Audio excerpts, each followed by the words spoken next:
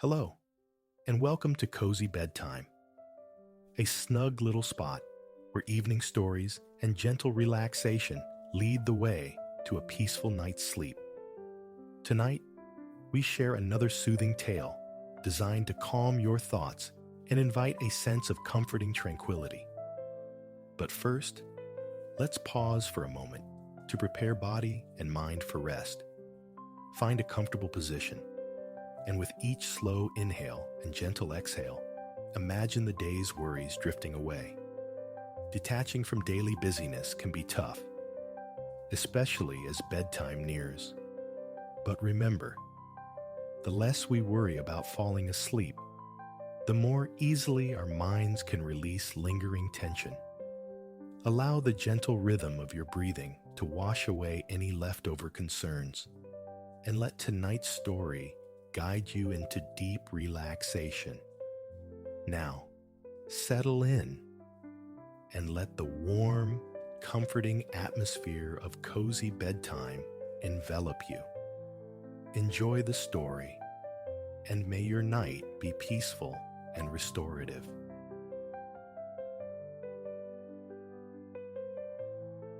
In a city spun from dust and dreams, nestled beside sun-scorched hills, resided a boy named Zion. His days were partitioned. Mornings surrendered to the drone of lessons. Afternoons gifted to the sun-drenched camaraderie of the streets. With companions, he navigated the labyrinthine alleys, deciphered the coded cries of the marketplace, and sent balls skittering across the baked earth of the square. Then, as twilight painted the sky in bruised purples and fading oranges, Zion would trace his path homeward toward the sprawling adobe dwelling that sheltered his sprawling kin. The uppermost floor held the chamber Zion shared with his two elder brothers. Below lay the sleeping quarters of his parents, his aunt, his grandparents. But the ground floor, cavernous and vital, pulsed with the family's lifeblood. Here resided the shop and, deeper within, the workshop. For generations uncounted, Zion's lineage had conjured miracles from wool and dye, their carpets renowned throughout the land, drawing patrons from distant provinces eager to commission a bespoke treasure or select from the wonders already arrayed. What wonders they were! Small prayer mats, emerald and gold, adorned the walls like sacred texts. Scarlet expanses unfurled gorgeous, swirling vortexes stitched with metallic thread, catching the light. And tucked away, potent and dense, coiled like sleeping pythons, were the monumental carpets, too vast for casual display, their tightly rolled forms hinting at dazzling floral galaxies and patterns nested within patterns, revealed only upon ceremonial unfurling. Returning home, Zion invariably drifted through the shop first, offering a nod to his aunt presiding over the counter. Passing through this vibrant treasury, he'd push through the beaded curtain partitioning the back, delighting in the cool, ticklish cascade against his skin, the chime and rustle, a familiar, welcoming music. Beyond lay the workshop. Here, his parents and older brothers were invariably found, perched before their looms, weavers lost in a focused ballet. Their concentration was absolute, a spell woven tighter than the threads they manipulated. Zion often hesitated, reluctant to fracture their shared trance, content to linger, observing the practiced alchemy of their hands. Currently, two immense carpets commanded their attention, bespoke creations for a magnate from a neighboring metropolis, labors destined to consume months. His parents occupied one vertical loom, his brothers another. Cross-legged upon floor cushions they sat, their fingers darting through the warp threads, a swift, intricate choreography reminiscent of musicians coaxing melodies from silent harps. Such fluid grace mesmerized Zion. He understood, intimately, the demanding nature of their craft, the requisite patience, the wellspring of creativity, the painstaking exactitude. It demanded, too, a peculiar digital dexterity, a subtle language spoken by the fingers that Zion's own hands stubbornly refused to learn. Countless attempts he'd made, seated at the loom under the patient tutelage of parents, grandparents, brothers, yet the rhythm remained elusive. Zion had reconciled himself to a future unbound to the loom. His path lay elsewhere. Precisely where remained a shifting landscape in his young mind.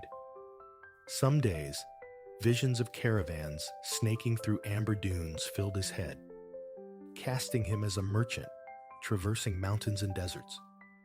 Other times, he envisioned himself an astronomer, charting celestial maps, deciphering the universe's whispered secrets from a lonely tower. Or perhaps, simpler still, he would remain anchored here, amidst the familiar scents of wool and dye, facilitating the passage of his family's beautiful creations into the world. That held its own quiet appeal, staying rooted in the place, among the people he cherished. But the horizon of adulthood felt distant, nebulous. Time stretched before him, ample for choices and revisions. For now, contentment lay in observing the focused industry of his family, in drifting between rooms as the aroma of his grandmother's spiced rice and vegetables, his favorite, began to perfume the air, signaling the day's approaching conclusion. He slipped back through the rattling bead curtain. Wandering the densely packed aisles of the shop remained a favored pastime, his gaze tracing the intricate geographies of thread. So many carpets, each a universe of color and form. He'd run a finger along the soft pile, following labyrinthine patterns from edge to pulsing center, a soothing pilgrimage along a curving line. Touching the carpets, Zion sometimes perceived subtle distinctions beyond mere color or design. Logically, they were kin, born mostly of sheep's wool, colored with tinctures coaxed from roots and berries. Yet, as his fingertip traversed from crimson to indigo, from a woven petal to a sinuous vine, an undeniable shift occurred within him, a pleasant tremor, akin to a cool draft on a sweltering night. A current of unseen energy seemed to hum beneath his touch. These were not merely floor coverings. They held a latent enchantment. One tapestry perpetually snagged his gaze, commanding the back wall. Rectangular, substantial, its plush field glowed a deep burgundy, yet within it shimmered every conceivable hue: emerald green, saffron yellow, countless others. Accents of silver, gold, and nacreous white caught the light, as if stray moonbeams had been ensnared within the weft, illuminating the design. Its heart held the tree of life, a luminous gold arbiter whose branches dripped with jeweled fruit. In each quadrant resided a miniature paradise, walled gardens rendered in meticulous detail. What captivated Zion utterly was the subtle variance between them. From afar, symmetry reigned. 4 identical gardens, 4 identical fountains sparkling at their cores. Approach closer, however, and distinctions emerged like shy secrets. One garden fostered figs, another pomegranates heavy on the bough. Fauna shifted subtly. Goats yielded to hens, horses to iridescent peacocks. Even the grass whispered different tales. Vertical blades of gold here, silvery waves suggesting an inland sea there.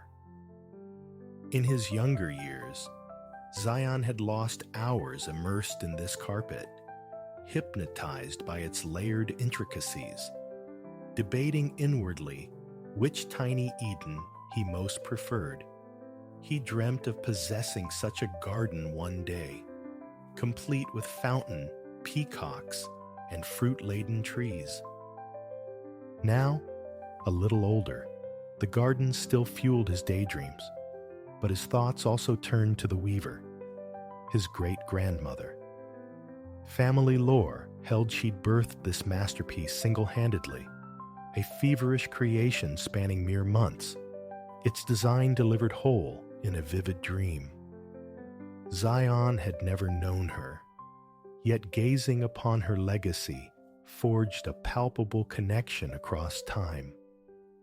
Though he lacked her prodigious gift, pride swelled within him.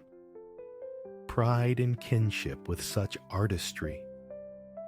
Unlike its neighbors, this garden tapestry was never destined for sale. It was beyond price, a hallowed heirloom. Were a potentate to arrive, offering coffers overflowing with gold, the family would remain unmoved. Zion found solace in its permanence, knowing his favorite carpet would always occupy its place of honor, available for contemplation. Its dreamlike details, a constant invitation. Later, cocooned in darkness while his family slept, the carpet revisited Zion's thoughts. Fragments of the day drifted lazily. The sun-bleached square where laughter echoed amongst friends. Vibrant skeins of newly dyed wool drying like exotic blooms on the patio. And the woven quartet of gardens, each a glittering, self-contained paradise. Sleep remained elusive, yet Zion felt no impatience. Content to lie watching the slow parade of images drift through his mind's quiet theater.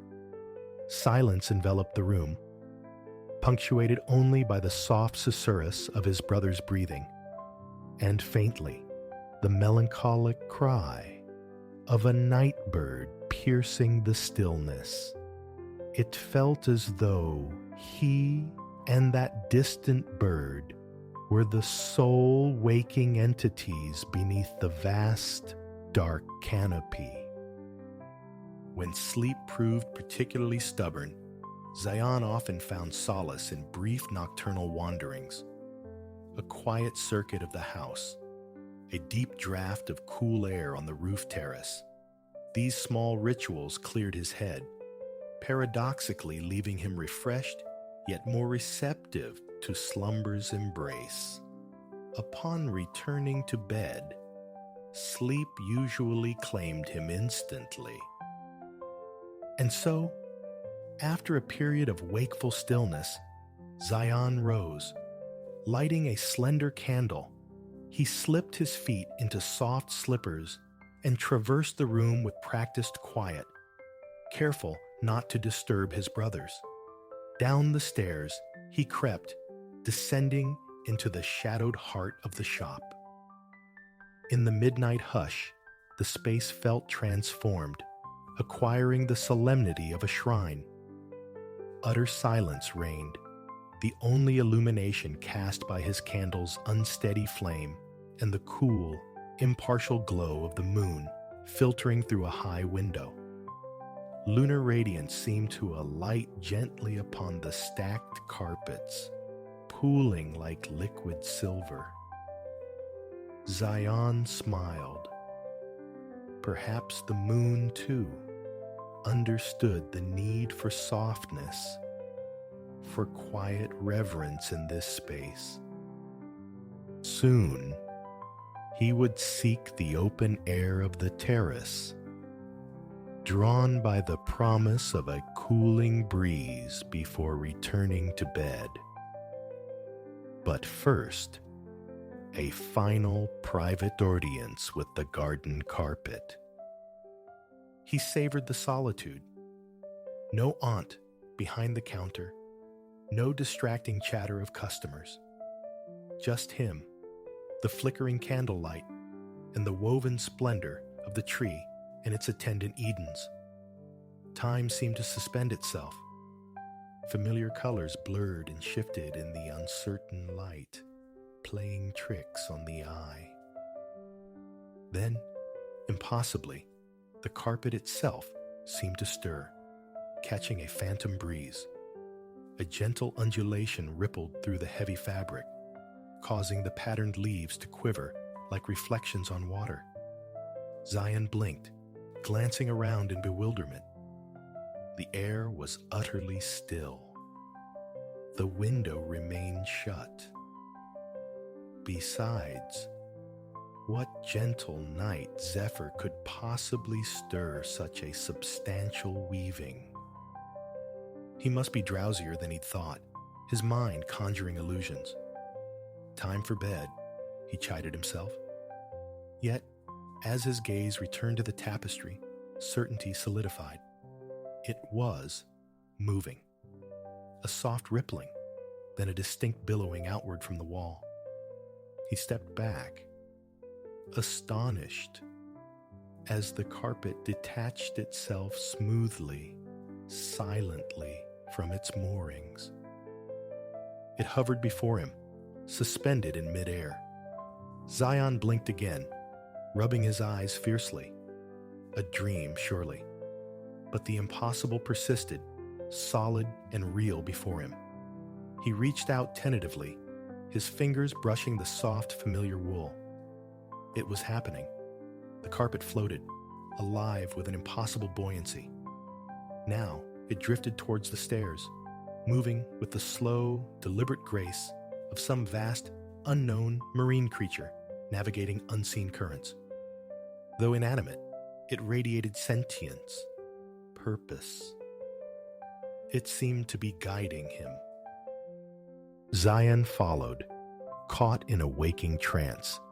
Upward, he climbed, past the silent doorways guarding his sleeping family, trailing the ethereal ascent of the carpet.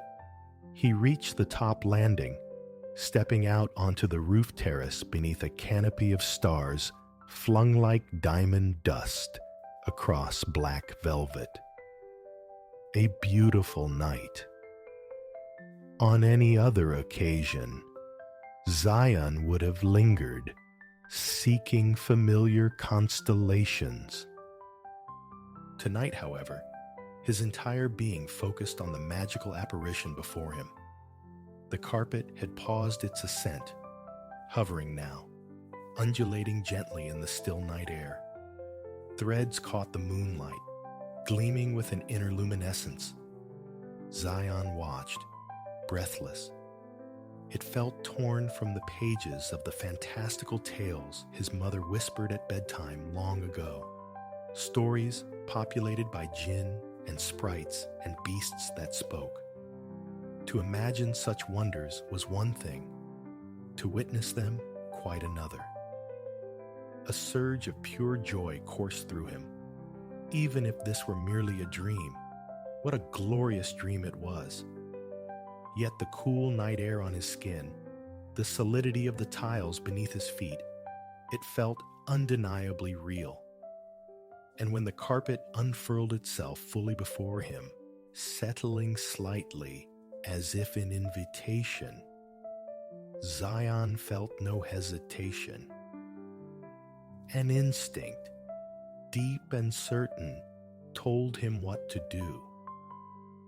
He sat, settling himself cross-legged near the carpet's center, directly upon the image of the great tree. Once comfortably positioned, he stroked the velvety pile, a silent signal of readiness. The carpet seemed to comprehend. Seconds later, it began to ascend once more, lifting from the terrace with impossible gentleness. Up, up it rose, until, like a great silent bird, it took flight. Suddenly, Zion was riding a flying carpet. He was airborne, suspended above the sleeping city, carried smoothly, effortlessly, as if gravity itself had forgotten him. He peered over the edge, awe widening his eyes. Already the ground seemed distant. It felt akin to straddling the back of some mythical winged steed. The carpet moved with confidence, fluidity, responding to invisible currents like a living entity. Strangely, the sensation felt utterly natural. Zion felt secure, supported, trusting implicitly in its power to bear him safely. As it glided onward, he drank in the panoramic vista. He knew these streets intimately, yet from this vantage, they transformed into an alien landscape, a mosaic of shadows and secrets under the moon's argent gaze. He struggled to recognize his own neighborhood. Naturally, at this hour, darkness cloaked the city. Nearly all its inhabitants slumbered.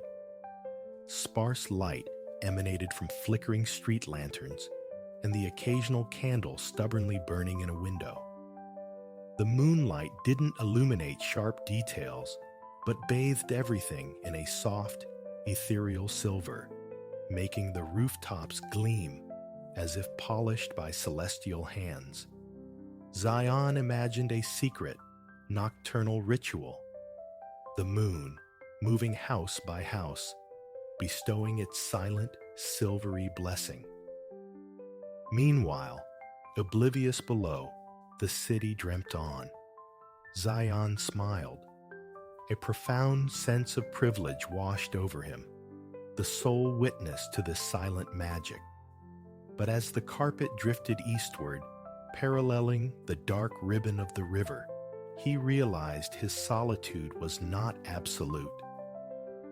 At least one other soul shared the tranquil hours. Near the riverbank stood the grand university, its brick tower piercing the night sky. At its apex, silhouetted against the stars, a figure leaned over a telescope. Zion knew astronomers resided in the city, but had never observed one at their nocturnal vigil. Flying closer, curiosity piqued. He peered over the carpet's edge. To his surprise, the astronomer was young, perhaps not much older than his own brothers. Zion had vaguely pictured a wizened figure, more sorcerer than scholar. This was just a man, absorbed in the heavens. So intent was the astronomer upon his cosmic observations that Zion initially thought he might pass unnoticed. But just then, the young man stepped back from his instrument and looked up, directly at Zion and his impossible conveyance. Mere meters of night air separated them. They stared, suspended in a moment of mutual, silent astonishment. Unsure how else to react, Zion offered a tentative, shy wave. After a beat of stunned hesitation, the astronomer mirrored the gesture. His expression, a mixture of disbelief and wonder. Like Zion, he was likely questioning his senses, perhaps resolving to pack away his telescope and seek his bed immediately. The carpet sailed onward, following the river's languid curve. Feeling more secure now, Zion decided to lie back. The plush wool felt as welcoming as his own mattress. Supine, he found himself perfectly positioned for stargazing. Lacking a telescope, he nonetheless appreciated the naked beauty of the cosmos. Infinite points of light, impossibly distant, yet their ancient radiance reached across unimaginable voids to sparkle above his city, his home. From this perspective, lying on his back, the world dissolved, leaving only the star-dusted expanse. It felt as though the night breeze itself were lifting him, a solitary leaf borne toward the heavens. The wind caressed his skin, a soft sigh rustling through his clothes. After the day's oppressive heat, it felt exquisitely refreshing, like plunging into cool water. He inhaled deeply, catching the distinct, earthy scent of the river, mingling with the fragrance of unseen gardens below, and the faint, pervasive aroma of dust. Deep relaxation settled over him, lulled by the carpet's gentle, rhythmic motion. He could have easily drifted into sleep right there, imagining the carpet following the river's meandering path all the way to the distant, unseen sea. But the carpet, as if sensing his growing drowsiness, subtly altered course. Peering over the edge once more, Zion recognized the familiar contours of his own neighborhood materializing below. There rose the familiar dome of the local temple. Nearby lay the square where afternoon games unfolded. And now, incredibly, he hovered directly above the roof terrace, the very point where this extraordinary journey commenced. The carpet had brought him home. It descended with the same preternatural gentleness with which it had taken flight, lowering him so softly, so gradually, that the landing was almost imperceptible. Stepping off onto the cool tiles, Zion turned towards the stairs leading down to his room. This time, the carpet followed, trailing him like a devoted silent pet. As Zion climbed back into bed, the carpet settled itself on the floor beside him. Perhaps it, too, felt weary after their nocturnal excursion, Zion mused. They were both ready for rest. As Zion adjusted his pillow, burrowing into the familiar comfort of his bedding, he noticed the carpet perform a similar, subtle settling. A faint ripple traversed its patterned surface, as if it were taking a slow, deep breath in the quiet dark. Zion mirrored the action, inhaling deeply, then exhaling into the stillness. He closed his eyes. At last, sleep felt close, inviting. Moments later, he surrendered, drifting away on currents of dream, filled with the whisper of wind, the glitter of stars, and the lingering magic of his moonlit flight. Filtered dawn light painted Alara's path along the hushed lane. Spring breathed cool and sharp over Cumbria this April morning. Sycamores, skeletal remnants of winter, were just beginning to prickle with green, though a drift of last season's foliage lingered by the verge, a russet memory against the new grass. A quick glance confirmed her solitude. Then a deliberate scuff of her boot sent the papery remnants, crimson, gold, scorched umber, scattering skyward, a fleeting constellation against the piercing blue. They descended in lazy spirals, whispering their dry secrets as her boots crushed them into fragments, a sound that drew a faint, private smile to Alara's lips. A weathered sign announced Loweswater Hamlet. Alara's breath plumed before her, a transient ghost in the chill, even as the strengthening sun kissed one cheek.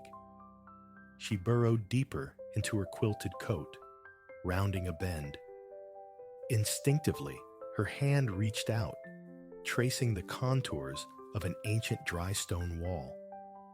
Granite blocks, pale gray, wore medallions of white lichen and plush, soil-fragrant moss. The stone's granular texture rasped lightly against her skin, a tactile history lesson. The turn unveiled a panorama. Expansive fields unfurled, dotted with sheep adrift in dew-silvered grass. Beyond them, 3 sentinels, the fells, stood watching. As the sun climbed, light spilled across their flanks, etching shadowed fissures and sparse shrubbery into sharp relief, illuminating the profound valley they cradled. Far off, the steely, placid face of Crummock Water gleamed. But Alara's destination lay elsewhere today, a day ringed with significance. Vaulting a timber stile, she found it. Nestled in a meadow encircled by alder and ash, a hot air balloon awaited ascent. No other soul stirred. Its vast, polychrome envelope swelled and subsided like a resting giant's breath. Crossing the field, the pulsing warmth of the burners intensified with each step. As she neared, a curious squirrel darted from the hedgerow, whiskers twitching. Just as Alara's hand brushed the woven wicker, the burners roared twice, short, bright invitations. The sound sent the squirrel scrambling back to cover. Clearly, aerial voyages held limited appeal for some. Alara clambered aboard with more determination than elegance. The gondola's interior was Spartan. A folded blanket, a cushion, and tucked in one corner, a small wooden coffer. Walnut, perhaps, or rosewood, its craftsmanship was understated yet fine. Age had softened its lines, the lid's edge worn to a pale sheen where countless hands had touched it. Alara traced the knotted grain, feeling a smoothness born of years. A faint protest, a soft squeak, accompanied the lifting lid. Within lay a folded parchment. As she drew it out, it unfurled, releasing a scent of venerable paper and time itself. Rich, woody, evocative. It was a map of the Lakeland Fells. A tiny crimson speck pinpointed her current position, precisely between the waters of Loweswater and Crummock. As Alara moved to refold the map, a smaller slip fluttered free, spiraling towards the wicker floor. She stooped, catching it deftly between 2 fingers.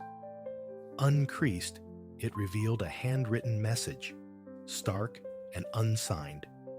Just 5 words asserted themselves. I know where to go. Simultaneously, a whoosh of flame ignited overhead, and the basket gave a subtle lurch, kissing the earth goodbye. This vessel, it seemed, possessed its own volition. Alara tucked the map into her pocket.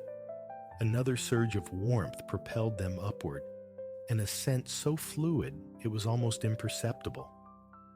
Higher they climbed, the crowns of the tallest ash trees shrinking below. Gazing down, the sheep became minute specks, less substantial than the crescent of her smallest fingernail. Rising ever higher, the balloon escaped the valley's lingering shade. The sun's golden warmth permeated Alara, suffusing her with light, with a quiet joy. Suspended thus, she felt utterly unbound, weightless. A profound silence enveloped them, broken only by the whisper of the breeze. The air tasted pristine, elemental. With altitude, the Cumbrian panorama unfurled, revealing ridge after ridge, valley after valley. Soon they drifted level with the fell tops, a tapestry of greens and browns stretching to the horizon. Elara consulted the map again. Southward, a faint needle pricked the horizon, the iron lattice of Blackpool Tower, an echo of Eiffel across the decades since 1894. Shielding her eyes from the ascendant sun, she could discern the distant shimmer of the Irish Sea beyond the coastline. A subtle tang of salt, carried on the cool air currents, confirmed its presence. Nearby, birds etched effortless arcs against the blue. The surrounding fells glowed gold and emerald in the dawn light. Aeons of wind, water, and unhurried time had sculpted their intricate features. The hidden gills, the fractured rock faces, the tumbling becks, the secluded dells. Glacial epochs, spanning millennia, had draped this land in ice sheets, their slow, inexorable grinding, carving the distinctive U-shaped valleys and gouging out the deep meres at their hearts. Higher up, she spotted the tarns, mountain jewels cupped near the summits. Leaning against the basket's rim, Elara drew a slow, deep breath. A profound sense of appreciation for the spectacle flowed through her. She closed her eyes, surrendering her face and neck to the sun's gentle heat.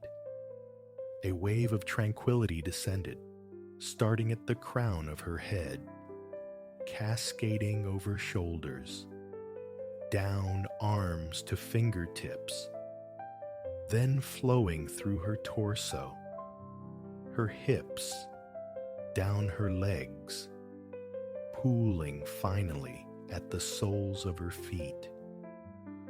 When Elara opened her eyes and glanced over the side, they were drifting above a distinctive twin-peaked fell. Hencomb. Recognition sparked. They were journeying south. Indeed, down the valley, the surface of Buttermere shimmered in the sunlight. For confirmation, she unfolded the map once more. The crimson marker had shifted, mirroring their trajectory. She folded it, paused, then checked again. Undeniably, the dot had crept nearer to Buttermere. A smile touched her lips as she stowed the uncanny chart away. Sailing down the valley, leaving Ennerdale's waters behind, Elara watched the Lilliputian sheep below. Suddenly, a pair of formidable raptors sliced through the air beneath the basket. She tracked their flight, effortless spirals punctuated by deep, deliberate wing beats, slate-gray backs, broad, rounded tails. One bird markedly larger than its mate. As they banked, their undersides revealed an intricate modeling of white and gray, with striking dark bars striping their wings. Long yellow talons were tucked beneath them, and their fierce amber eyes glinted as they swept past again. Goshawks, a rare privilege.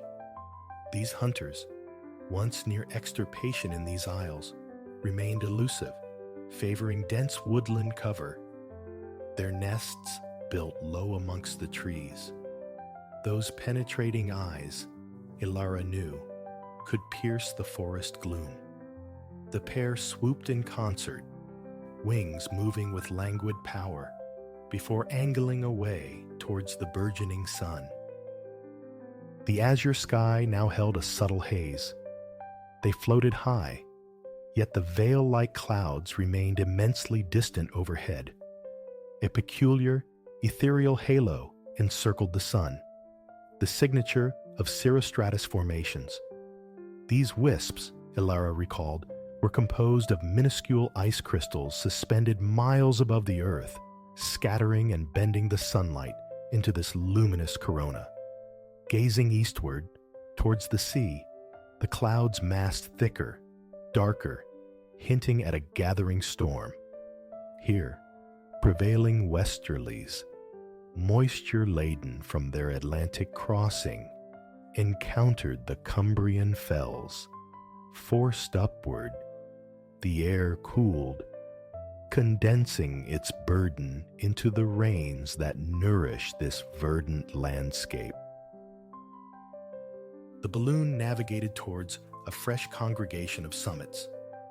One peak asserted its dominance, visibly loftier than its neighbors, and Alara realized they were ascending to meet it, Scafell Pike, England's highest point. Her map confirmed its stature, 978 meters. Serene, under the morning sun, it belied a violent genesis millions of years past as part of a volcanic archipelago akin to those in the Pacific. More recently, geologically speaking, Ice Age glaciers had scoured its flanks, leaving the dramatic ridges and ravines now clearly discernible as they drifted near its stony crown. Far below, perhaps a dozen figures, clad in durable boots and weatherproof gear, some helmeted, picked their way towards the stone cairn marking the absolute summit. They seemed impossibly small from this height. One diminutive form looked up, spotted the silent airship drifting past, and began to wave energetically. The gesture spread, contagious, as companions noticed and joined in. Grinning, Alara waved back, a connection across the vertical distance, until the balloon had circumnavigated the peak and begun its gentle descent on the far side. As Scafell Pike receded, an incongruous feature snagged Alara's attention on an outcrop below. What appeared to be a vast, blunt-cornered square etched onto the earth. Peering intently, she discerned other geometric forms nearby. What could they be? As if interpreting her unspoken question, the balloon dipped lower. The shapes resolved into low stone walls, the spectral outlines of structures erected millennia ago.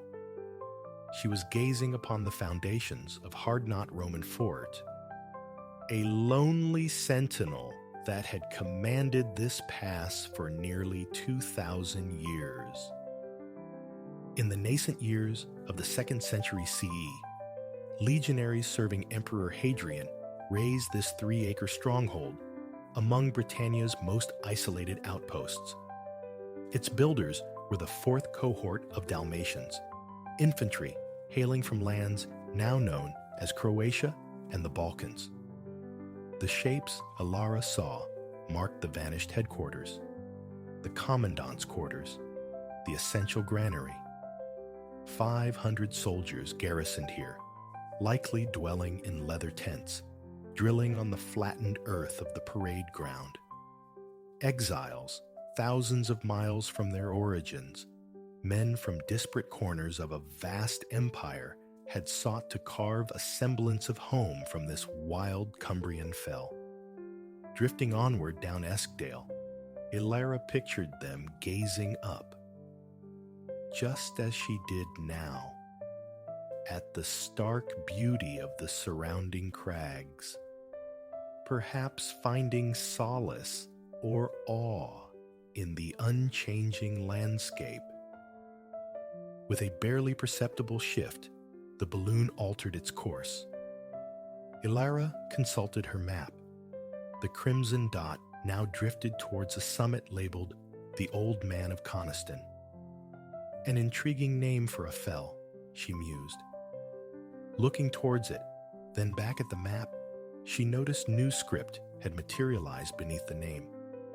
It offered etymological theories, perhaps a conflation of the ancient Celtic Alt-Mayan, high stone, and the Norse Konungstun, Kingstown, referring to nearby Coniston village. Or, as local lore insisted, perhaps from Coniston itself. One flank resembled the reclining silhouette of an old man.